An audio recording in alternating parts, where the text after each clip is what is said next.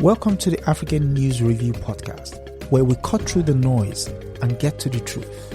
I am your host, Adesoji Iginla, and each week we are here to challenge the biases, prejudices, and misinformation in the Western press about Africa.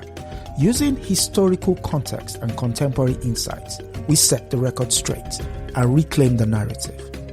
Tune in every Sunday at 12 p.m. Eastern as we uncover the real stories and reshape the conversations about Africa.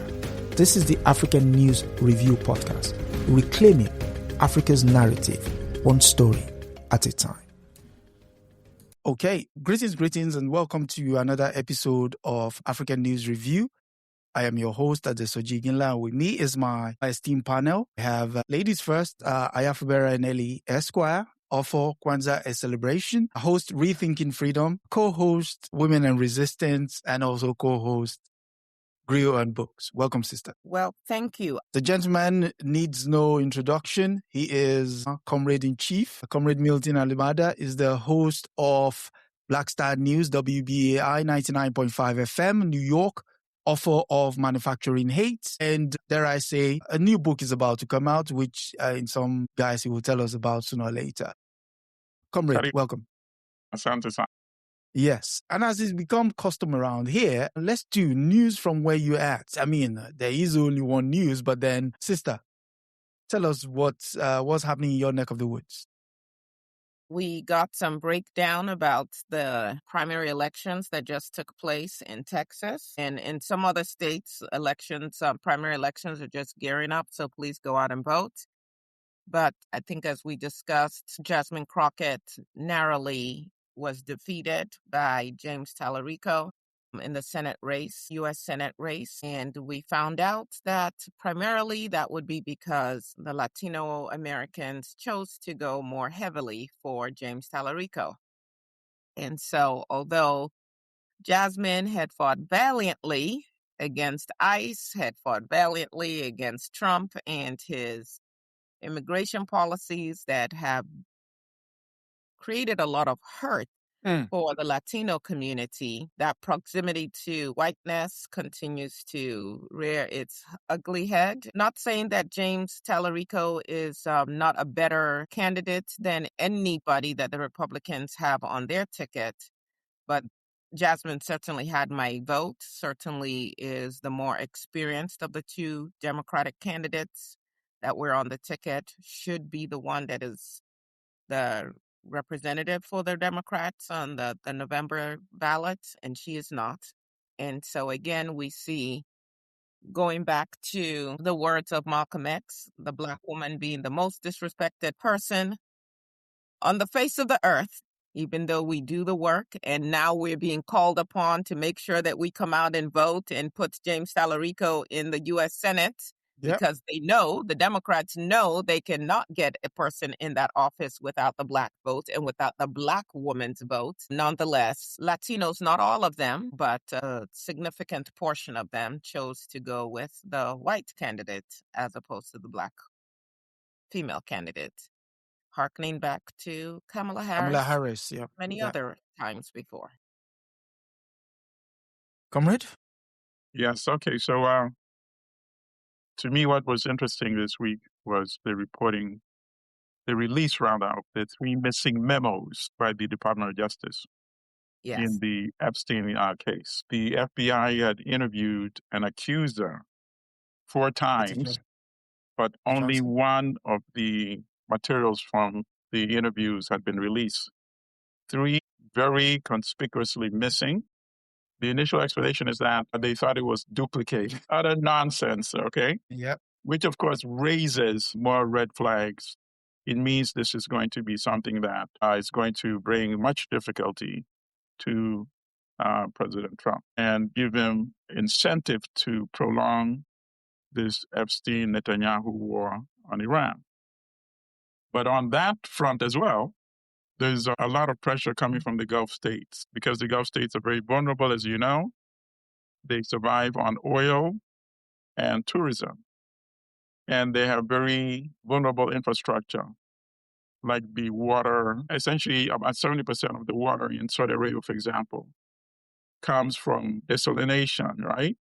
Yep. And those are potential targets as well for Iran. So I think there's a door there when you have the Iranian president so-called apologizing and saying they're no longer going to hit those Gulf states. And then you have the two other members of the three-member interim presidential council that is running the country right now saying, no, we are not going to stop attacking. So the impression is that, oh, the president spoke on his own volition. That's not possible in a country like Iran. They're all on the same page, meaning that so-called misplaced apology was strategic and planned for reasons to open a potential opening to negotiate and to end this war sooner rather than later. Because you have Trump already jumping on it saying, oh, we won. Iran is surrendering. You're saying it's no longer going to attack those Gulf states. So when I read that, I said, okay, this seems to me like a coordinated scheme. Okay, so to tag on to the Iran question, the United Kingdom has basically said, well, we're not getting involved, but yet you can still use our facilities for your quote unquote, how did he tag it? Okay, so the Prime Minister defensive duties, and somebody asked in Parliament, how is it that a weapon can be used in it defeats the very purpose of the descriptor? So that said, I want to use this opportunity to also wish the Ghanaians happy 69th anniversary. And while they were celebrating in Lebanon, the Israeli Prime Minister in Ghana, Rory Gilad, had asked for Ghana to help Israel, defend Israel against Iran. As they were still mulling over that idea, the Israeli military then bombed the UN compound. And guess who was there? Ghanaians, peacekeepers, celebrating the 69th anniversary. So let's just say that request is dead on arrival. No pun intended. But that said. Mr. Comrade, I have a quick question. You may know or you may not know the answer to this, but I don't know much about the NATO, protocols. I know that if a NATO member is attacked by a non-NATO member, the other members are obligated to come to its defense. Yeah. But it seems like if a NATO member attacks another country, like the U.S. attacking Iran on behalf of Israel, it appears that NATO members are not obligated to join that war. Is that the case? Yeah, that's the case. That's one of the reasons why Spain has declined the use of its facilities. Understood. Yeah, so basically it's like, now you're on your own. Okay. So that said, let's go to Ghana for our first story, which comes from Radio France International, and it's that Ghana has decided to take the matter of the acknowledgement of the slave trade to the United Nations. And the story reads, Ghana seeks formal UN acknowledgement of African trade slave injustice. It says Ghana will submit a resolution to the United Nations General Assembly in March to designate the African slave trade as the most serious crime against humanity, Ghanaian President John Dramani Mahama announced on Sunday during the African Union Summit in Ethiopia. Judging from the fact that it's a very emotive subject, obviously it's got its historical antecedents in capitalism and what have you. How do you think this resolution would be received in the United Nations? Comrade. All right. So I suspect that most of the countries that were formerly colonized will support it. And I suspect that, and I don't know how the protocols work, could the resolution be blocked by a member of the Security Council? And is a member of the Security Council willing, the United States, for example, or Britain, or even France, to take that move and look to the eyes of the world as the country that is blocking the acknowledgement of the history of enslavement and its consequences? So that's question number one. I suppose they could block the resolution. or is it something that can just be passed by the General Assembly? And it's important because obviously what Ghana is doing is creating another major international platform where the issue of reparations can be discussed. It's asking for an acknowledgement. It's not really, I believe, asking for an official apology. And in fact, the UN would not be in a position, I guess, to issue an official apology on behalf of the UN because it is some of the individual member countries that were responsible for the enslavement and the consequences of enslavement. But to me, I think it's great because, as I said, it elevates the issue of reparations. He does not stress the issue of reparations because he knows that would make it much more difficult to get the resolution approved. That's why he's not talking about it. But the article then mentions the previous president, Ado, who actually did mention the issue of reparations. So I like how he's delinking it from the true agenda. And the true agenda is to open the door so we can be discussing the issue of reparations at a major forum such as the United Nations. Sister, your take. Well, I am glad that Ghana is, as the first African country to gain its independence. We know Ethiopia never had to go through that process, but to gain their independence, I'm glad that they are leading the way, charting this course, if you will. It's going to be interesting how it proceeds. Definitely, we understand that the UN General Assembly cannot impose binding reparations on anyone. And if we look at reparations for instance, the survivors of the Jewish Holocaust, that did not come from the UN, that came through bilateral conversations that were domestic, and between that German government, also the Allied powers, organizations that were representing the Jewish survivors as well as Israel, if you will.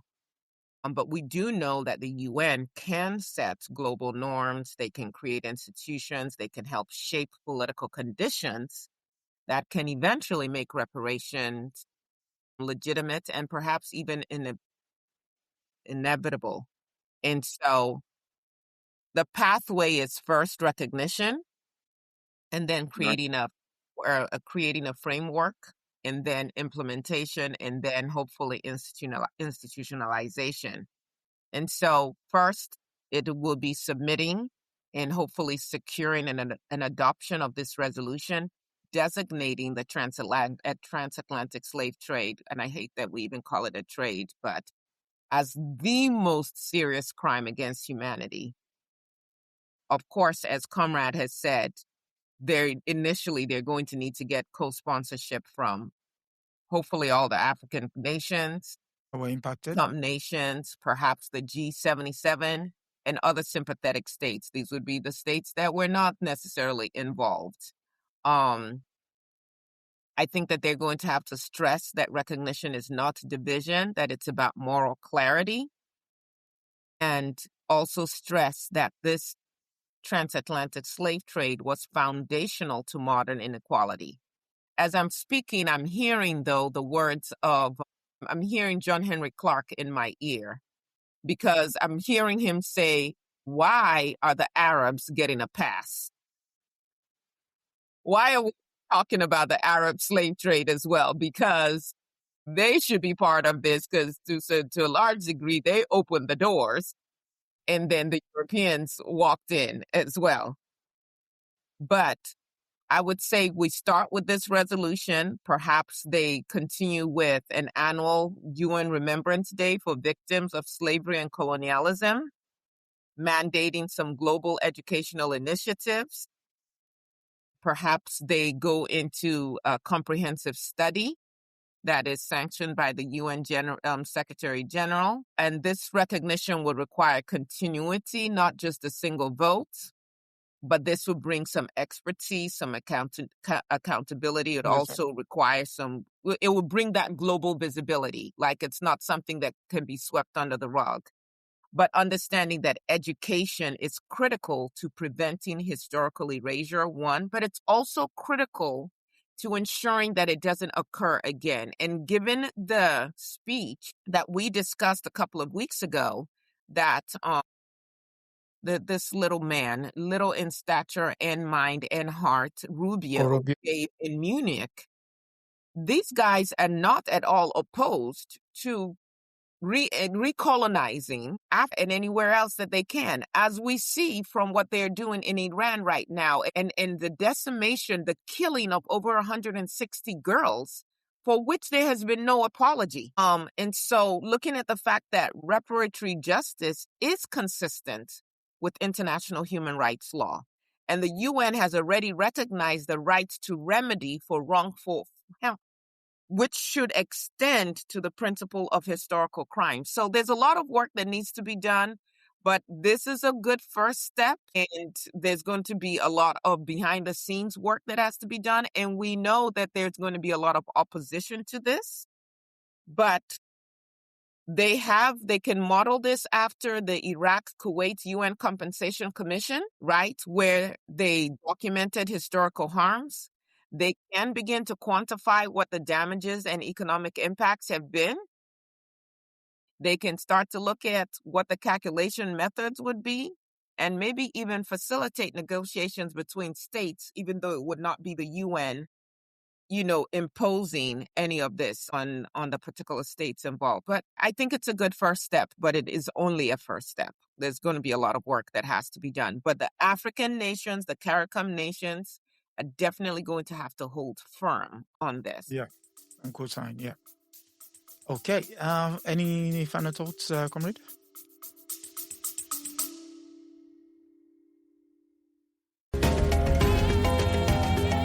Just taking a quick break here on the African News Review podcast, but don't go anywhere. If you're enjoying our deep dive into the real stories behind the headlines, make sure to subscribe so you never miss an episode. Every Sunday at 12 p.m. Eastern, we're here to debunk the myths and bring you the truth about Africa. Want to help spread the word? Share this podcast with your friends and leave us a review. It goes a long way in helping others discover the real Africa. Without further ado, let's get back to setting the record straight.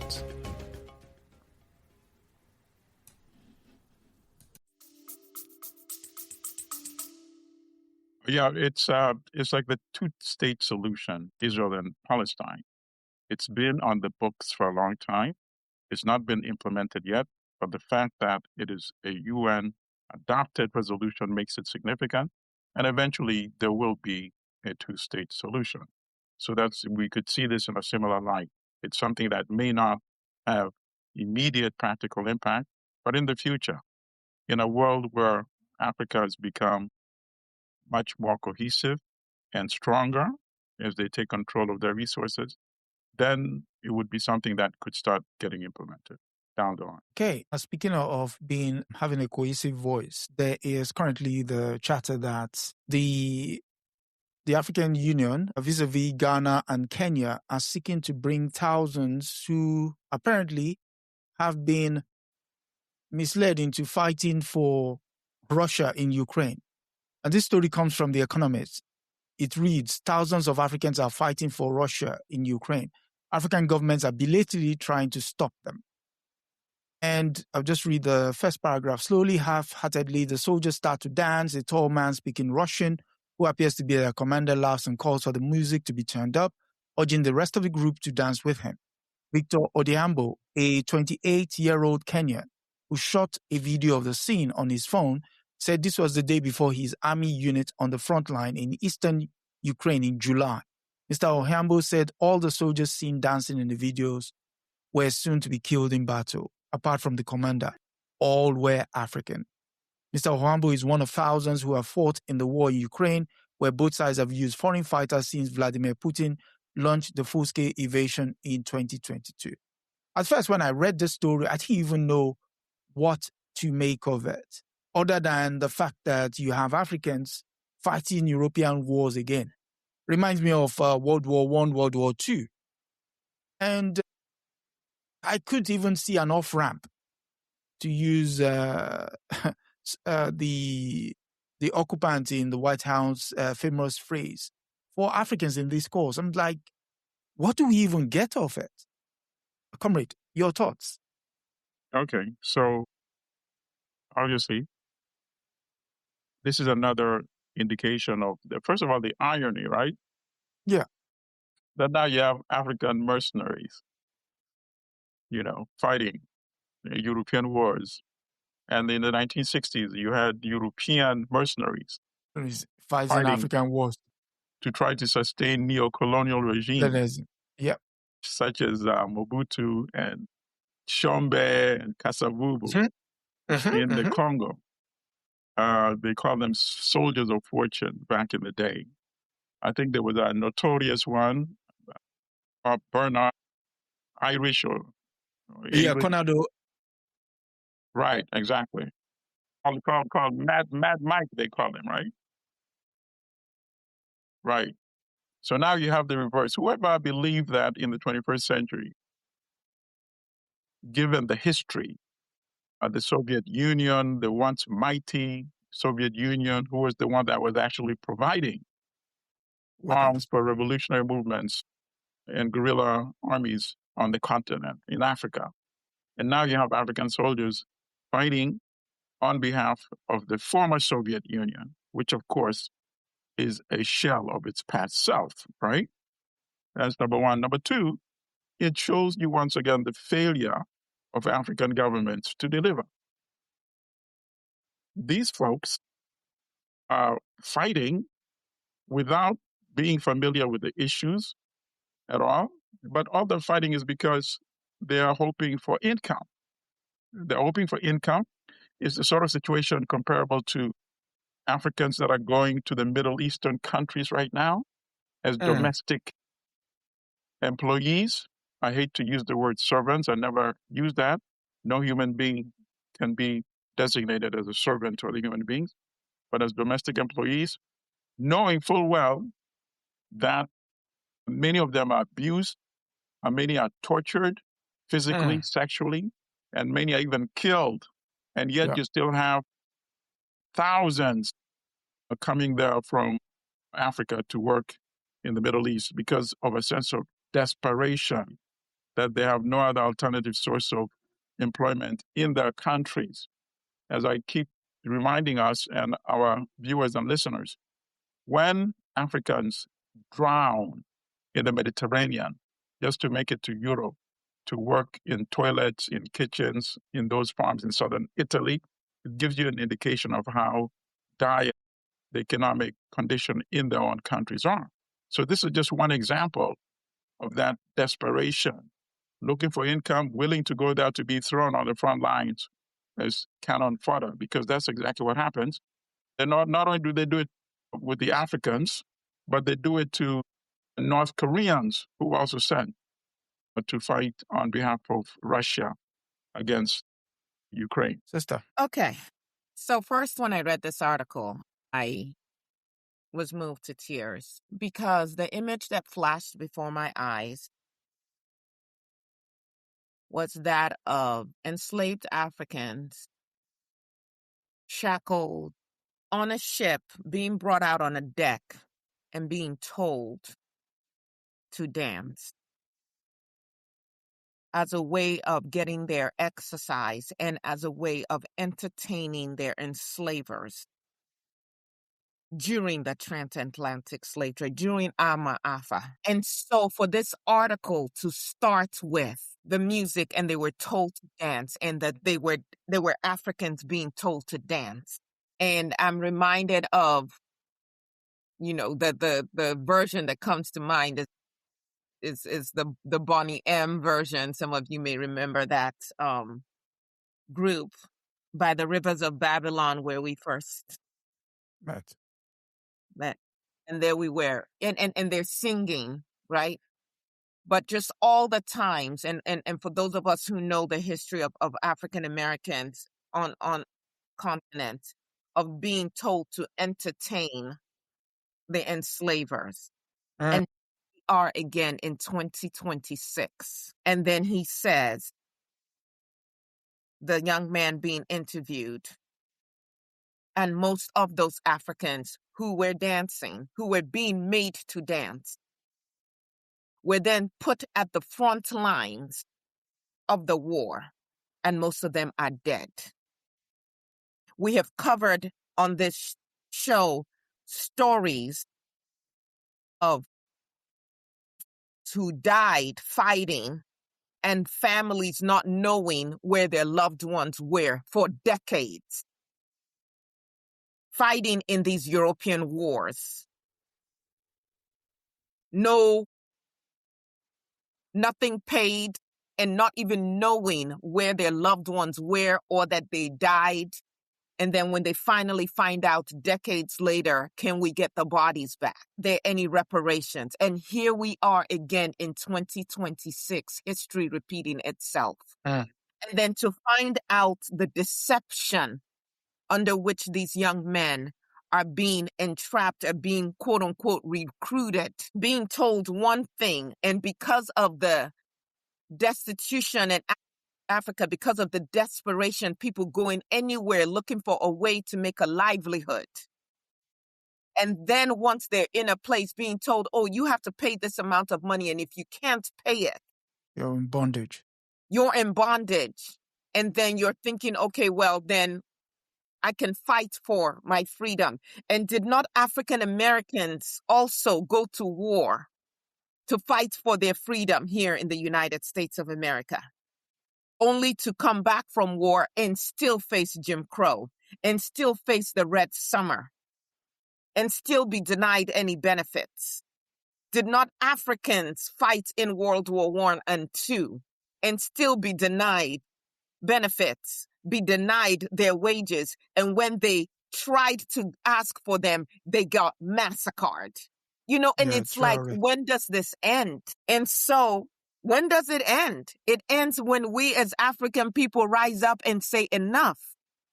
And so I am glad to see that the story goes on to say that African countries, because it starts with our governments, right? That you cannot just come and recruit from our places and we have no idea what's going on. Whether it's with the orphanages, when we were allowing people to just walk in and quote unquote adopt our children, and we have no idea where our children are or what they're doing with them. And now it's our young men.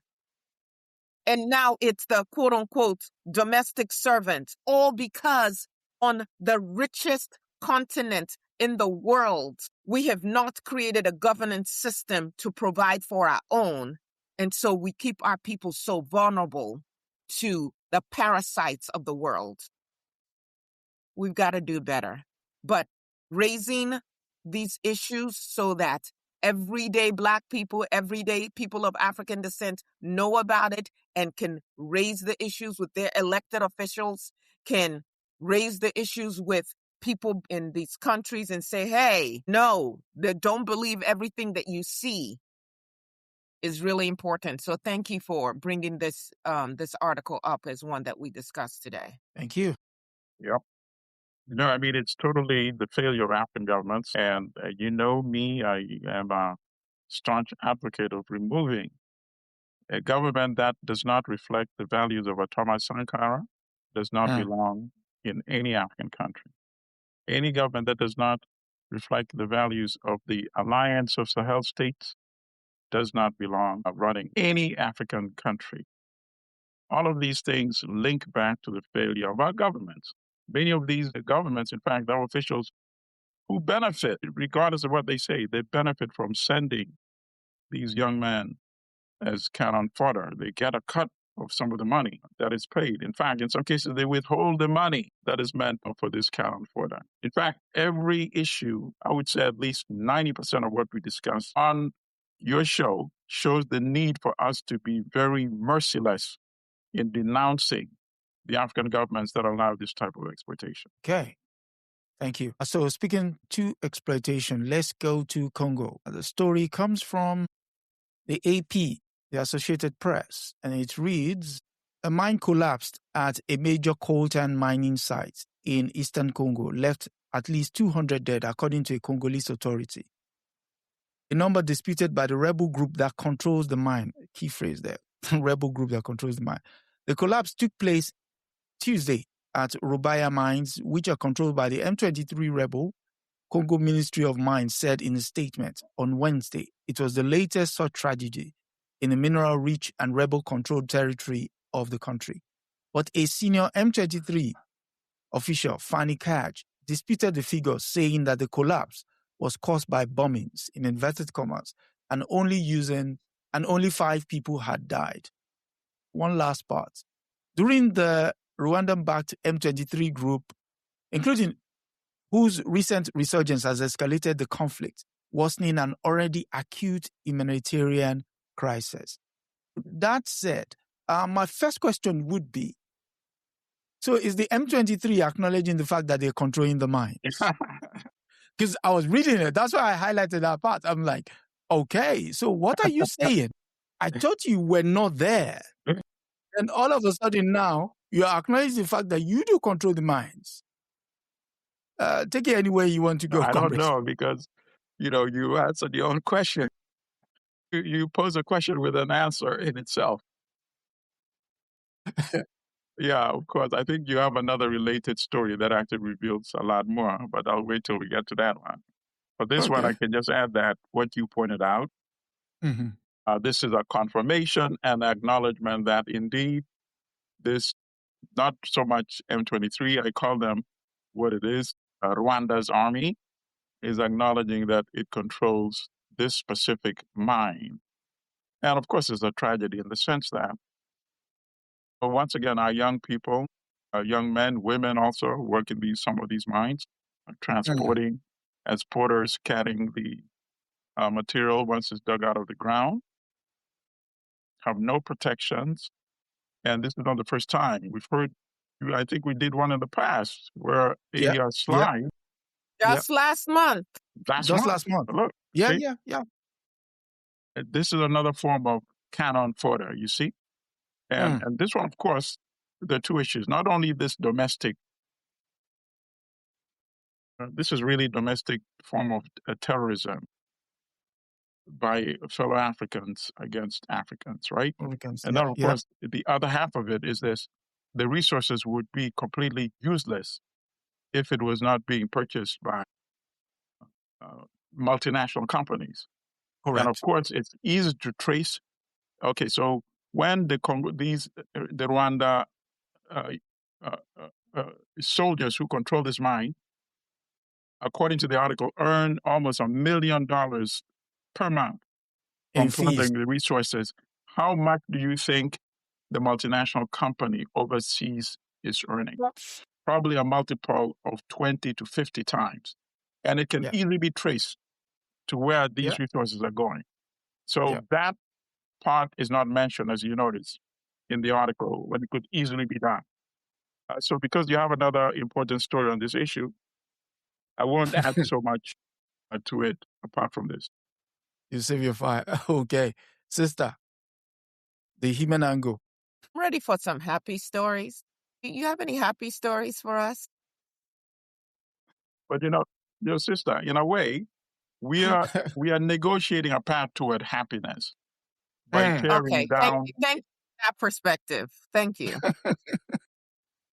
Thank you. Because yes, we cannot bury our heads in the sand. You're absolutely correct.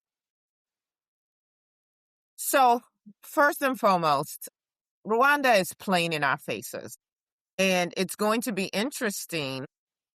It's going to be interesting how this works out when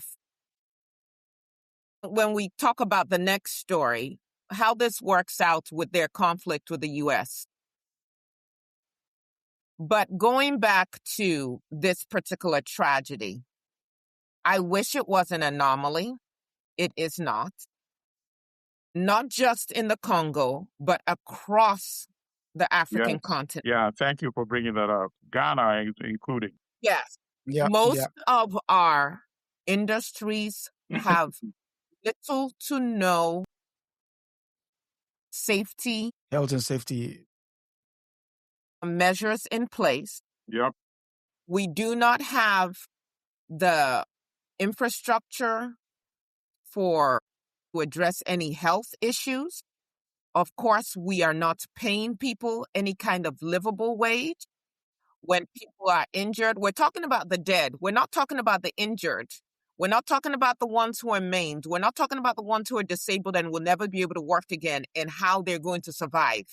The ones who are the primary providers for their families. And so this is an issue that goes beyond just this particular mine. Even though we talk about a mine that is providing, what do they say, 15% of the world's of consumption. the world's, yes. And of yet quota. there's no infrastructure in place for these miners. And if you pan out a little bit further, you will find out that that whole area, there's probably no hospital, that you probably don't have a decent educational system, so that these people are just there helping to extract minerals that the rest of the world, right now, as they're bombing Iran and bombing all over the Middle East, those planes, the drones, all of that are using material from this mine, but the people in that area have absolutely nothing to show for it. So first of all, recognizing that these debts are systemic and they're cumulative, that there are thousands, not just in the Congo, but across Africa that are dying in this way, that the armed groups controlling these mines mirror again the historical legacy of forced extraction that goes back again hundreds of years and that ties into even the Arab slave trade and the transatlantic slave trade that we just talked about. The whole reason that they came in there and have stayed and have brought the Maxim gun and everything else that they brought in, it's been to extract. And our bodies are expendable just as they're expendable in this Russia-Ukraine war. And that although this peace accord is supposed to improve geopolitical stability, there are no regulations to fix the mining dangers because, again, no humans involved. Yeah. And so when we're talking about true Pan-African security, it is going to require African ownership of these mineral value chains, and it's going to require us to put safety measures in place where we and not rebels or foreign companies control extraction, control regulation, control processing, and control the entire regions actually benefiting from the minerals from their areas. So this is a broader conversation. Yeah, and you mentioned the issue of disasters like this being the norm, not the exception. It reminds me of the one that happened in, in Ghana, where miners basically emptied mercury into a river. In Zambia, it was the case that a company, the case is still being litigated at the moment, basically just spewed dust into the atmosphere so much that people developed respiratory diseases. Yep. And in Nigeria as well, the case was also with your part of the country where companies have been extracting oil for God knows how long and yet don't maintain their pipes. And when it spills over, we know the environmental disaster that emanates from that. So you begin to see all of this and it adds up. We're talking about losing Africans on the battlefield. You're losing Africans in the Mediterranean. You're losing Africans at home. It's like, when do we wake up? Well, Nkrumah told you. Kwame Nkrumah warned you in neocolonialism, the last stage of imperialism. He predicted everything that we are discussing today and in the last many, many months. For anybody who has not yet read that book, go on Amazon and get that book. Neocolonialism, the last stage of imperialism. He discussed this systemically. Every chapter, the consequences of us not controlling our resources. But then there's a broader issue as well. It's not so much just having, correct leaders. Ideology is also very important. So long as we still operate under the neoliberal global regime, it doesn't matter who the individuals are. We have to really change the ideology. We have to change the philosophy. And that's why you respect when you look back at people like Julius Nyerere. We're saying it can't be only about capital, right? He was asked a question about how do you define development? He said development cannot just be building tall buildings in Tanzania. Shiny buildings. Right? When we are not emphasizing the basic needs of human beings. Food, health, Shelter. education, and decent housing. And of course, as you know, all of these countries are now subjected to World Bank and IMF conditionalities. And those conditions are completely the opposite of what you want to deliver for your people. In order to get a loan, they say, lay off teachers, lay off healthcare workers, remove Destroy subsidies from healthcare, from food, from transportation. In other words, they're asking you to commit suicide. That's the world in which we operate. And that's why it's so bad. How can we change the leverage? We can change the leverage by saying you will only access our resources on the prices that we want. And only 3 countries are trying to do that right now. The Alliance of the Sahel States. And that's why I keep bringing them up again and again, hoping that more African countries adopt that same approach. Yeah. Otherwise, next week and the week to follow and every other week, we could replay our conversation again and again and again. But I don't mind because that's part of teaching our people. We have to replay it again and again and again until they start doing the right thing. Help them understand. Yeah. We're about to reach our final story. For our listeners, if this is your first time here, do like, share, subscribe. We're hoping to get to 2,000. We're a couple of numbers short. And it will help also if you share, which means lots of people get to see what the good before we get to the comrade... last story, I just want to add one other comment on what the sister said. In terms of, in fact, the ones that die are only a very small percentage of the calamity. Because the ones who live with the cancer are the ones that are never recorded. And I guarantee you more of them subsequently die of the toxins and the cancer. They don't even have face masks. Think about that. They don't even have face masks. For the and dust. think about the birth defects. Think about all the other health implications. The deaths, I submit, is a very small percentage of the calamity. The living dead. There you go. Wow. So we started a bit early today because of the time change in the Eastern board. So do check your clocks. In fact, hit the notification button. So once we go live, you get the notification that we've gone live. That will help.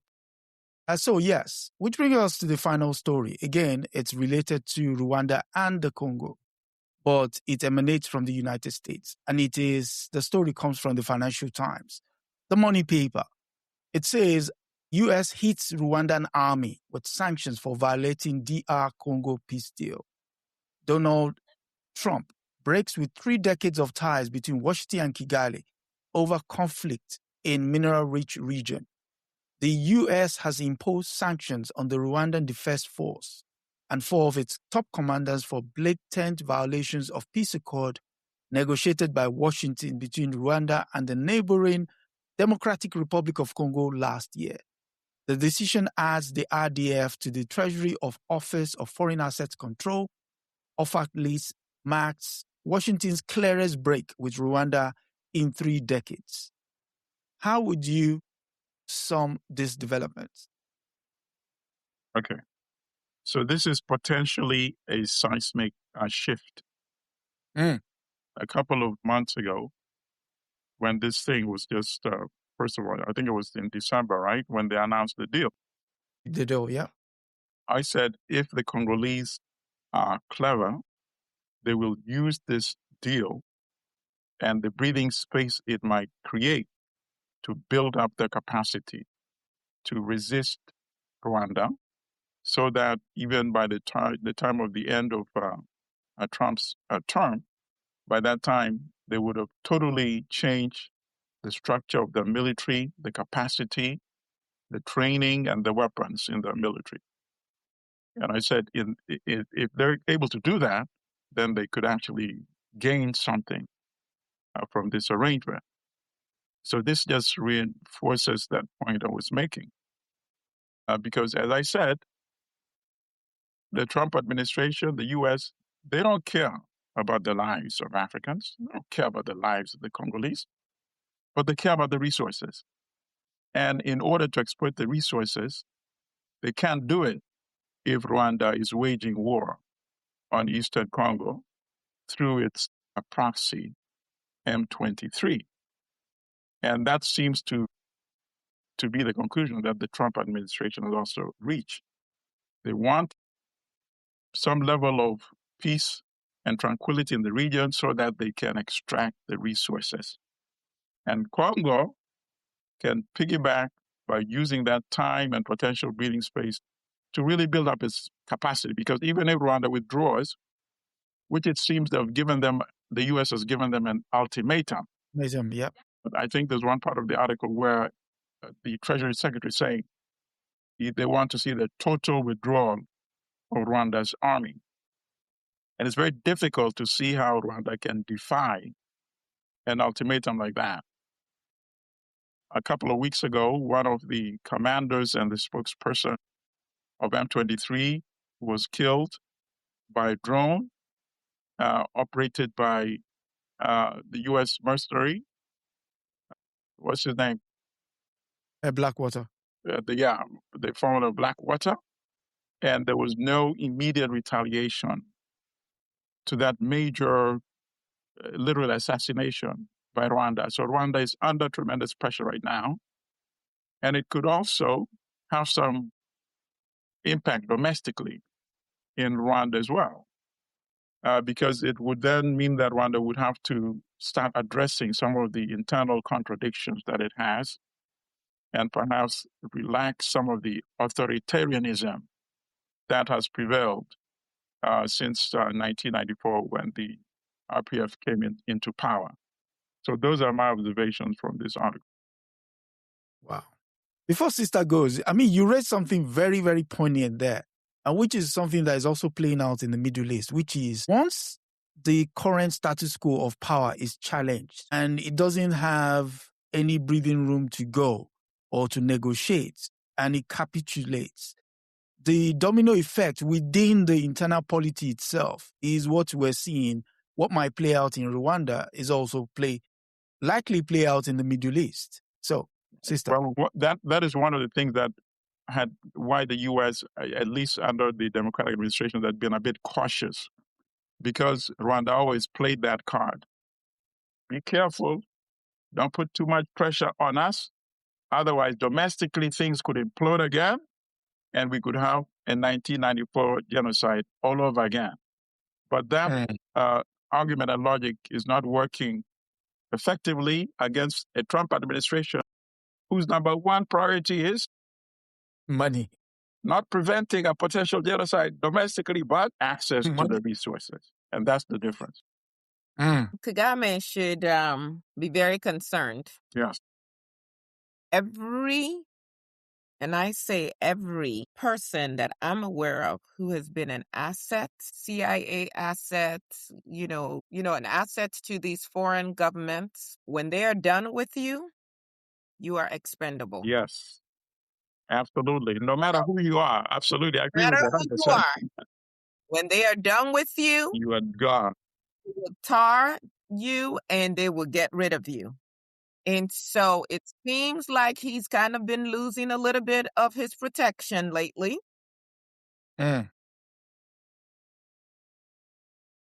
Trump's regime in particular is as ruthless as they get. And so They've already, Trump in under 14 months has already bombed 8 countries. Yeah, that's the Would peace not be president. surprised. I mean, hey, why stop at 8, 9, 10, 12? What's the difference?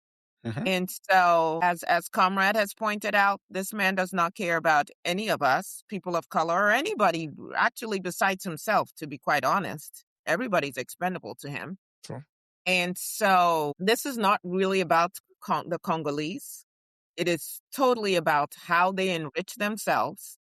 To the extent that Rwanda and M23 are standing in their way, they are expendable. Now, if they were working to help assist them enrich themselves more, there would be no problems. And Kagame should be very concerned. That's all I have to say on this particular.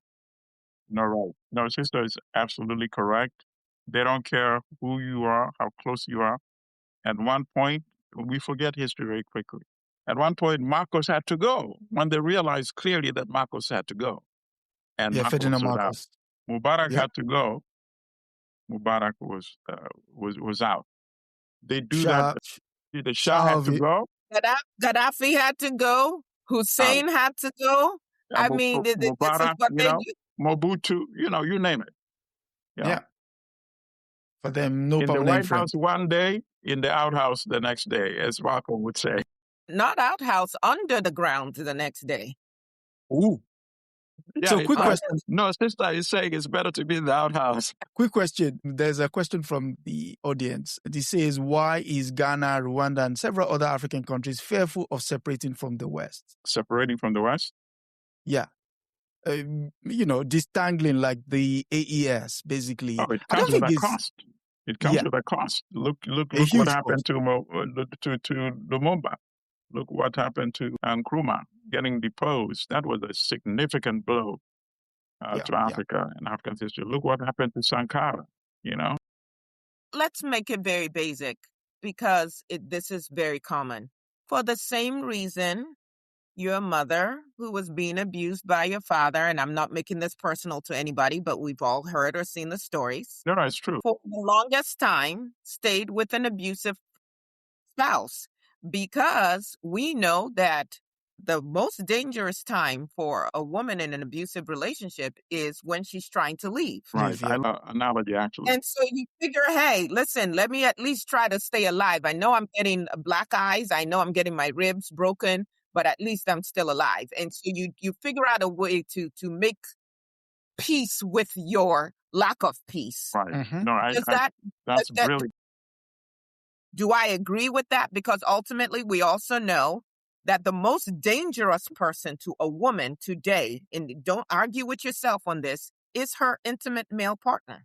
Mm. And so we also know that ultimately that is not the best strategy because too many women are losing their lives at the hands of their intimate male partners.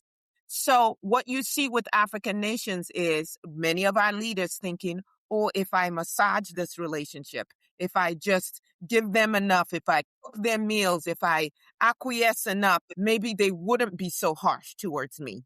But at some point, we are going to have to bite the literal bullet and fight for our independence for real. Because what we have done right now is negotiate and on peace alliance. Negotiate with the devil. We're not free. Yes. Yeah. And so that's why we keep making these concessions, thinking that means that they will ever allow us to really thrive, and they will never allow us to thrive, which is why I keep telling people, Black people, African people, go and read Marimba Ani's Yurugu. I would not negotiate with the devil. I would also bring it home to Africa, and I'll mention a couple of names.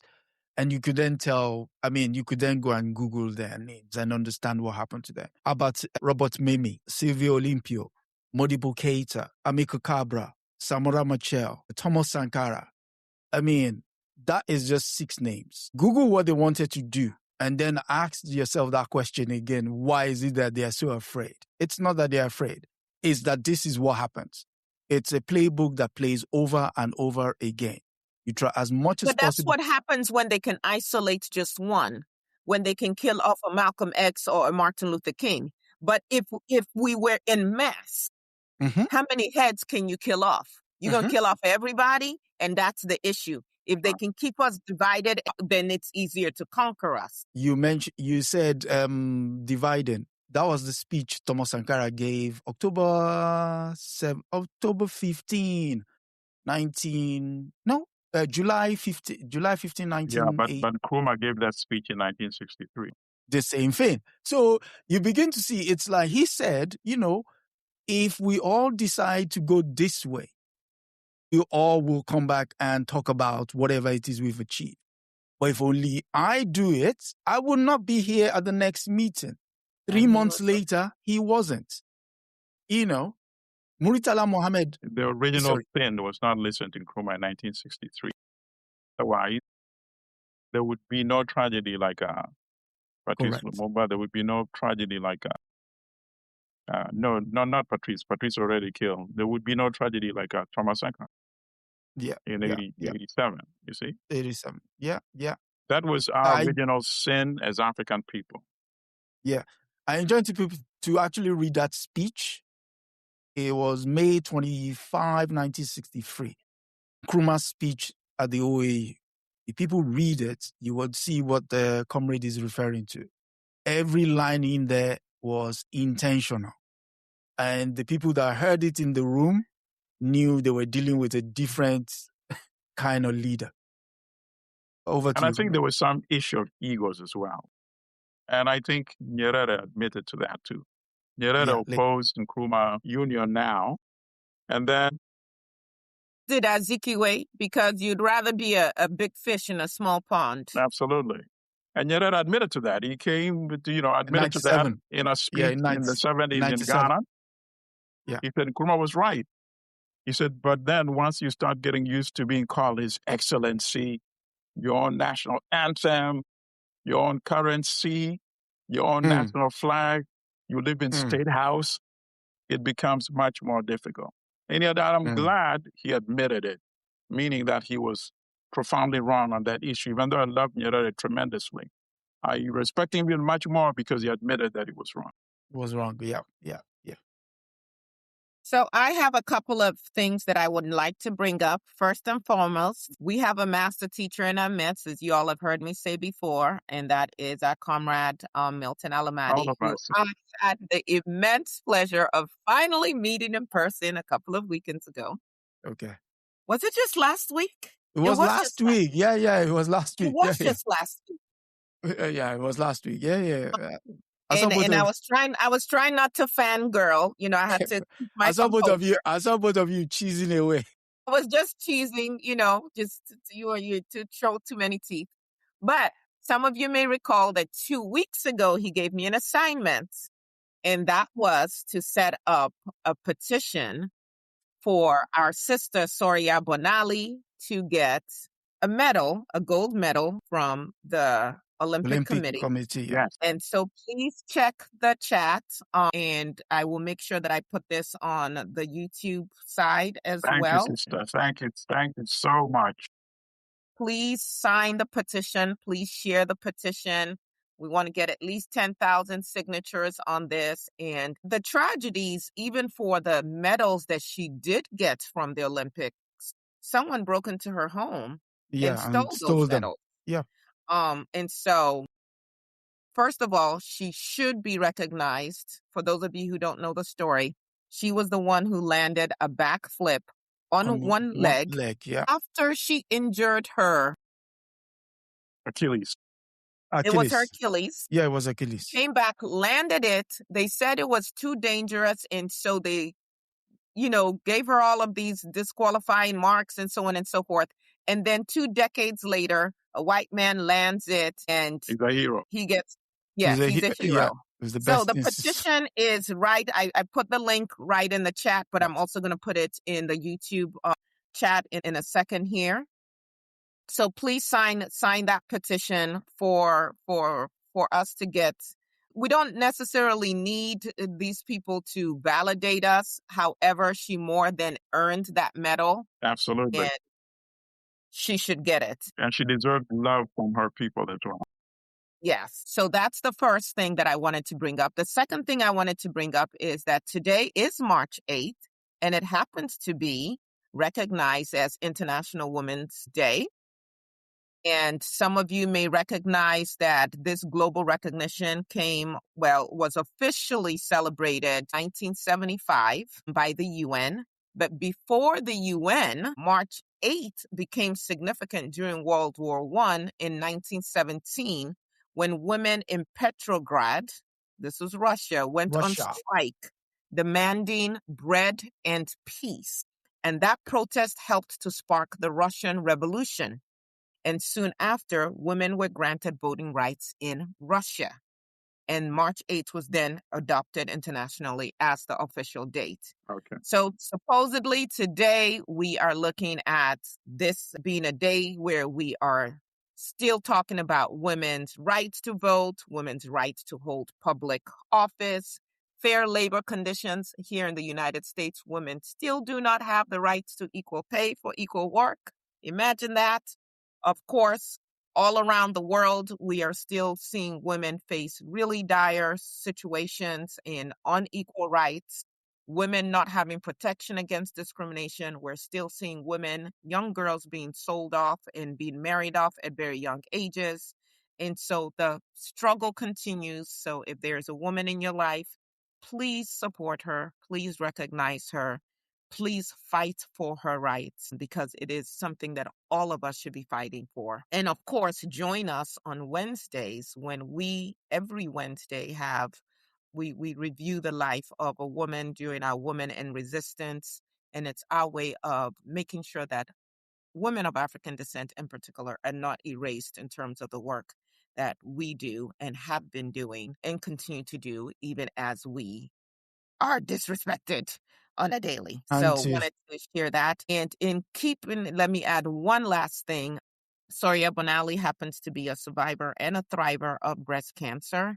And we have someone who is a member of our community. I will not mention her name, but she is frequently in the chat in our community, who is also right now battling breast cancer as well. Yeah. And we have set up a GoFundMe to help with some of the expenses. We have a very horrible healthcare system in the United States of America, where someone who is employed and has health insurance still through a system of co-pays and things that the insurance won't cover, and a system that tells you, yes, you can take, FMLA, but if you don't have all the time stored up, you don't get paid while you're recuperating. So you can imagine trying to recuperate from such major surgery, with stress, and also having to worry about finances. So we hope that as a community, we can come together and each person do a little bit to donate to this fund, so that our sister can at least have some financial peace of mind as she goes through her recovery process. And of course, we wish her health. Do you have the link? And recovery. Yes. So I am going to try to multitask here and very quickly post those links in the YouTube chat for everyone. I'm going to post both links if you guys will give me 30 seconds. All right. So just one more assignment, sister. No. If you don't mind, do a short press release on the links. Just a short press release, and we'll post that on Black Star News, because that will also help get more traffic. Doesn't have to be long. This petition was launched to support, et cetera, et cetera. And if you want, you can actually combine both of the links in the same press release. Okay, I can do that. And I am posting. Yes, comrade, something to tickle your fancy. So women in Russia got the right to vote before women in the United States. The power of revolutionary consciousness. Yeah. And also the fact that, the West imperialism has a way of subjugating women. Correct. It's done that over time. If you look at all the put downs of agitation for liberation in South America, most of it impacted women to a greater extent. The women were the first that they went after in order to crush the wills of the men. And it's no small feat as to how the women were able to counter that revolution. And one thing I learned in the course of the week was the fact that the Vietnamese also trained most of the leftist liberation movement in South America. I was reading, it was a book on South American liberation movements.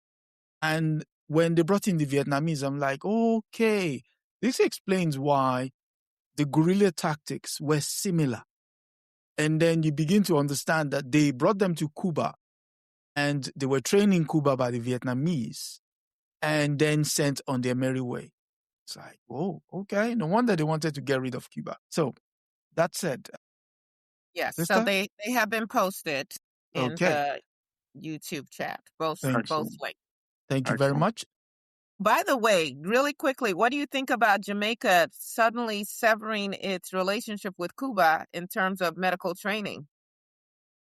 And saying it has nothing to do with pressure from the United States of America. Talking about cutting your nose off to spite your face. Yeah, you took the words out of my mouth. I mean, it's just tragic. It's tragic all the way. You know, it's like you're starving and you're throwing out food. Yeah, into the garbage can. Yeah. It's just, that's nuts. But, you know, again, but I think obviously he got an offer he couldn't refuse. With the, remember the Mafia movie when the guy woke up with the severed head of the horse next to him in bed. That's still my favorite scene in the Godfather trilogy. So you throw away 50 years of a partnership for a man who is actually, we see him rotting in real time. Yeah, that was his skin is actually die. We see the makeup he's wearing. They're covering all. You throw away 50 years of partnership for someone who might drop dead tomorrow. Yeah. Wow. It goes to show. It goes to show that the leaders we used to have, in the case of South America, Maurice Bishop, even in Jamaica, Mr. Patterson, we don't have those kinds anymore. We don't. That said, we've come to the end of... People are still asking for the links. I put them in the YouTube chat, and I did put them in, for those who are live, I've also put them in this live chat as well. Are you not seeing them? Because I do want to make sure that, so I'm putting the fundraising chat. Yeah, I can see it. I can see it now. You can see it. Just want to make sure that everybody gets what they need to get. And I'm going to put the Soria Bonali one again. I mean, I suppose in trying times like this is when you discover who are true leaders. Because you could just see them. Find out who has a spine and who doesn't. I mean, it just goes to show. It goes to show. Especially, no, Gustavo Petra is a cut above the rest. Oh, no, my God. That is a leader. I wish I spoke Spanish. Hey, it would be someone I would love to have a conversation with. So this is really interesting. I can see the links on YouTube. It's from Rethinking Freedom. But people are saying they can't see the links. Like they're literally writing after the links. If you send it to me, then what I'll do is I'll pin it to the comment. Put it in the description? Okay, I can do that. Yeah.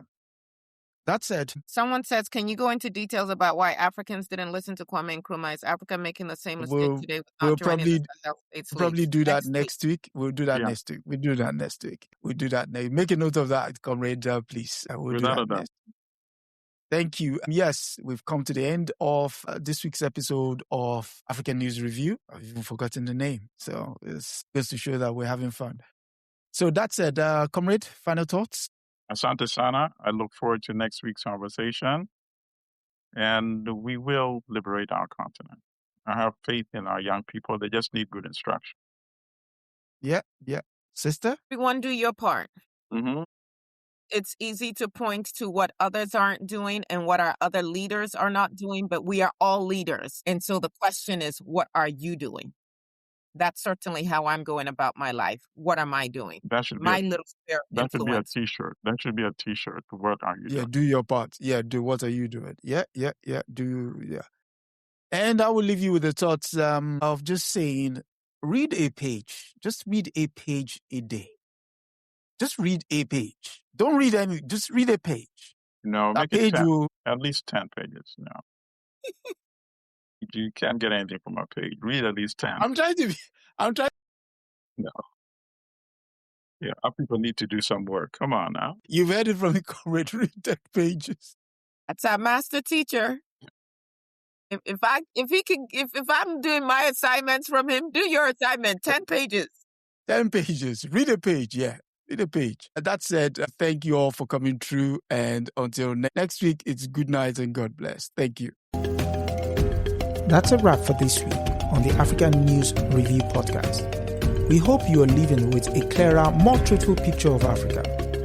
Remember, every story has another side, and we're here to uncover it. Don't forget to join us next Sunday at 12 p.m. Eastern as we continue to challenge the narratives and reclaim Africa's voice. If you've enjoyed the show, be sure to subscribe, share, and leave us a review. Until next time, keep questioning, keep learning, and keep seeing Africa for what it truly is.